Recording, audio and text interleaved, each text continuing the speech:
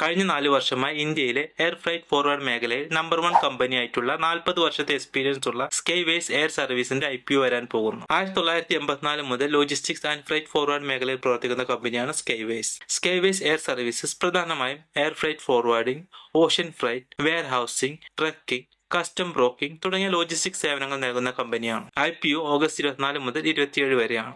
Allotment 28 ഓഗസ്റ്റിനും listing September 1-നുമായിരിക്കും. Price band 131 മുതൽ 138 രൂപ വരെയാണ്. Lot size 100 shares. അതായത് റീറ്റെയിൽ ഇൻവെസ്റ്റേഴ്സിന് ഏറ്റവും കുറഞ്ഞത് 13,800 രൂപ വേണം. IPOയുടെ മൊത്തം ഇഷ്യൂ സൈസ് ഏകദേശം 581 കോടിയാണ്.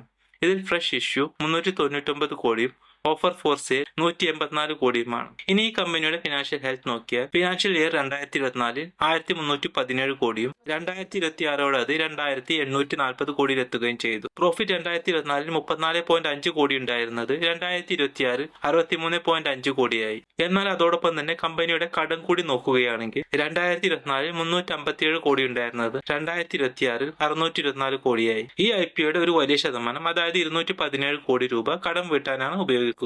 ഏകദേശം 130 കോടി വർക്കിംഗ് ക്യാപിറ്റലായി മാറ്റിവെക്കും. ഇത്രയുമാണ് ഇന്നത്തെ വീഡിയോ. ഈ IPOയെ കുറിച്ചുള്ള നിങ്ങളുടെ അഭിപ്രായങ്ങൾ കമന്റ് ചെയ്യുക.